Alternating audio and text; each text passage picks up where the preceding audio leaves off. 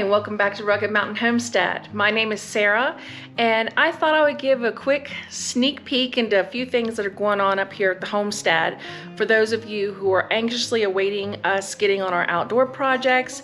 They have started, so I wanted to kind of just bring you along to see what's getting ready to happen up here, and then it's not just me in the kitchen every day. I know I've been doing a lot of kitchen videos and I'm still gonna be coming out with more, but we also want to share what's going on outside as well. So come on, let's see what's going on. It is an absolutely gorgeous day, almost 70 degrees up here in Southwest Colorado, but as you can see, it is windy and the chimes are playing. Maybe you can hear in the background a chainsaw going, and you would be quite accurate. Now, back in the fall, I just wanted to experiment, and I planted out some organic garlic that I had, and it just makes my heart happy that I can come out here and see growth. It is so cool. Of course, I think it's cool not just because I love gardening, but because I've never grown garlic before. So that was one of a happy moment for me. And this is another. So I made this little bed over here, experimenting by the shed. And I threw down some pasture grass seed. Gosh, those had to be a couple months ago. Anyway, very excited. I don't know if you can see it. See my shadow in the way. But we are growing grass, pasture grass, but nonetheless, because we're still just full of dust and dirt up here, but what's to be expected? I mean, we didn't even have a house this time last year. This time last year, we had not even left Virginia yet. So within this past year, we left Virginia, moved out to Southwest Colorado, had our home built, have a couple outbuildings, and now we're getting ready for some garden prep. So right now, this is a lot of Dean's work down here. He is the man behind the infrastructure at Rugged Mountain Homestead. All right, so you're out here cutting down some trees for what? Well, this thing is deader than a doornail, so it's #1 fire mitigation. As you can see, it's very, very dry. I just broke those other branches out. And #2, the fence is going to come right to there. And I'm going to put the entrance to the garden area right there. So nice. So I just started cutting this tree. Wow. And just try the to limbs fell off? it, try to fell it that way. I just cut the lower limbs off to get them out of my way. But basically, you cut a V in the direction you want it to fall, close to the center, maybe a couple inches, and then you come a couple inches up higher, and then cut straight across, and it should fall in the direction you've got the V. But like can you show where the because you've staked out the garden beds, right?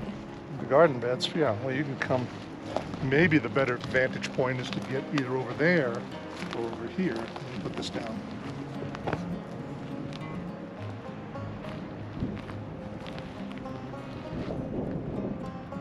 Man, this is gonna be so cool to look back, because right now it looks like a lot of nothing, but It is. it's been a... So the bottom line is we gotta have 1, 2. Well, hang on. So this right here is one, these 2 posts, right? I'm just trying to get, so that's one bed. There's one 40-foot bed from these 2 to that 2. Okay, 5 by 40. 5-foot space in between. Okay, this is the walkway. 5-foot bed. Another Parallel. 5 by 40. Okay. And then over here, 20-foot long by 5. Here to there. So 2 long ones and a short one. And the orange post by that tree, and those 2 orange posts are going to be the fenced in area. So you'll be able to not only have this be able to go in between, but that mound you can plant on because it'll be within the circumference of the fence as well. We've got 8-foot fence, pretty heavy duty, keep the deer out. Yeah. And we got 4-inch fence posts laying up there that I've got an auger for to get them in the ground. And all the wood for the beds Up a side. is on the other side of the house, all cut up. What we need to do is treat it and then assemble it. And by the way, that sheet metal you see over there is just scrap. It wasn't very much money, but I need to cut that into 2-foot wide strips because it's going to be 2 feet tall. Mm-hmm. And basically, I have a tool. Be the walls of the beds. The walls of the bed, yeah. Yeah. So, And then what are you planning with these IBC containers here for the garden? well, we have 4. 2 of them are going to go and stay semi-permanently on the trailer. Mm-hmm. So I can go fill them, bring the trailer over here, a lot of work, but pump them out into those. Well, there's 3 there and 1 out off there. Get them closer, if not inside the fence, pump those full. And then that's where we'll water from. So we'll water from 2 of them, and I'll use 2 of them to be filled at the station. So this is, of course, I'm beyond excited, getting ready for the garden season. But one other thing happened while we had company last week. And although it will not be able to be used this year, this gardening season, because it's rapidly approaching, and the main thing now is to get the garden beds up. So within the next couple days, Dean and I will be treating the lumber that's going to make up the garden beds so that I can get ready to plant out at the end of May, 1st of June. But be still my heart. Yay! So that is a kit from Harbor Freight. It is a 10-foot by 12-foot aluminum frame, polycarbonate or plastic walled greenhouse. So the end of last year, I had basically dug out, flattened out, and did the quote foundation for it. As you see. And my friend and I, Woody, give him credit, was here for a visit. And let me tell you this, I watched a lot of the videos, and there's a lot of them on people assembling this particular one and strengthening it. And I will say 2 things I learned, and I was so glad. Don't be in a rush. It took the 2 of us a very long time. And number 2, it needs strengthening. The aluminum, we've got it snugged up pretty good, but, and I know once the walls are in, but if you have high winds, it's got to be strengthened.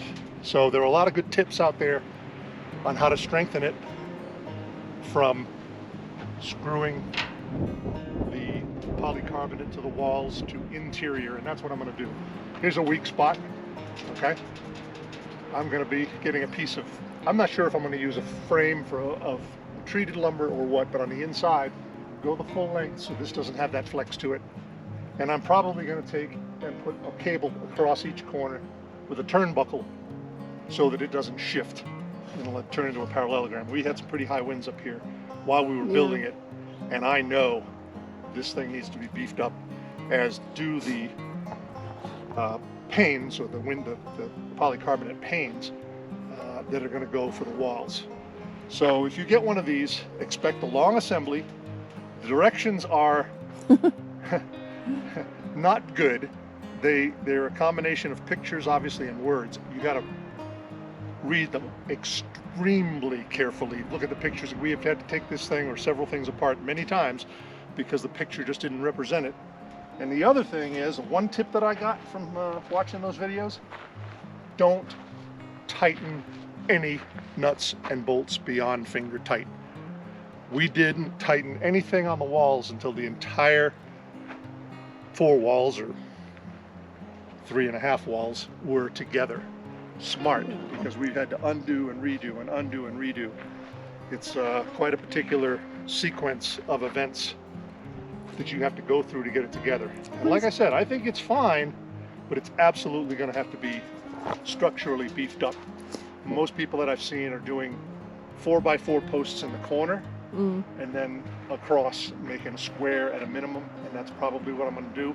And I'm glad that Sarah's not itching too bad to get it done this spring, because that's going to be a lot of work. I'd rather have it done right and be able to sustain some pretty serious winds than have it blow out, have panels blow out, have the thing lean, have the thing turn, twist, whatever. But it's fine for a framework. Get online and check out some of the YouTube videos on the Harbor Freight. They have 2 different sizes, 3 different sizes, and take their advice, watch them, and don't be in a rush. Don't expect it to be a 1 or 2 day thing. If you can have a second hand and a second pair of eyes and brain to try to figure out how it all goes together. So Yes, because originally Dean and I had talked about the 2 of us putting together this greenhouse. And then once Woody came up and they were working together on it. Fortunately, we've been friends for almost 40 years and we think alike, fortunately, because it was a challenge. It really was a challenge, just following the instructions, trying to figure out the pictures, which are microscopic, and you can't tell which way some of these things are facing. And then once you figure out, oh, I've got to attach something else, that's facing the wrong way. Many times we've had to turn bolts around, take pieces off, put them back on. So when he came in the house, I said, so is this something that I could have, Dean and I could do together, that I could have helped him with? And he looked right at me and he goes, no. No, you've got to have incredible patience. And I'm glad he was here, because it was a project that we just worked on while he was here, rather than hurrying up trying to get the thing set up, or hey, we need to get this thing set up. Yeah. So take your time, do it right, watch some of the plenty of videos on there on reinforcing this thing. Okay, I'm not sure how easy this is to see, and while it may look like nothing and not mean much to you guys, it means a lot to us. And this is the view of where the garden beds are going to be.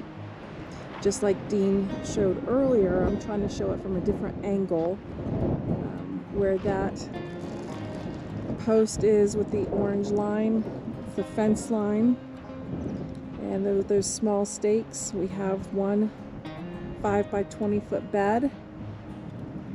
And you see those 3 back there. Those are going to be 2 5 by 40 foot beds with a 5 foot walkway in between.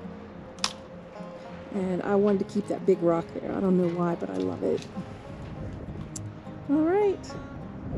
And for anybody wondering, over there where the pallet is, and there's a little thing of hay spread out. Last year, about the same time I did the garlic, I came out here because I wanted to see what I could grow over this area, this large area. And so I had a packet of crimson clover. And I am very excited to say I am seeing it coming up. And so I can get a big 50-pound bag from the co-op later on and just plant to my heart's content. Look at this! A live tree. Ripped it off with my bare hands. You seriously ripped that off? I ripped it off, but I did have a starter cut, as you can see. Oh, okay. But still, bone dry. Yeah. Dry. When these things die and start drying out. Huh. Yeah, it smells good though. It's pretty. There you go. Just wanted to see what you were up to.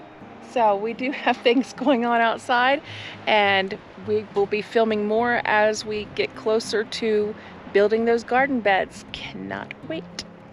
So Me neither.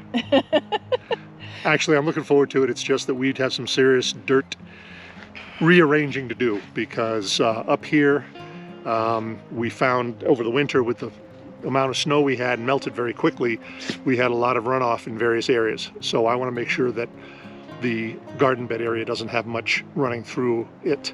which is another important reason why when you start a homestead, basically to watch it the first bit you're there, because if we were to have come up here like we did in the fall, this past fall, and just went to building garden beds and putting them out there, we never would have seen No. where the runoff was. No, it was good to see it over the winter.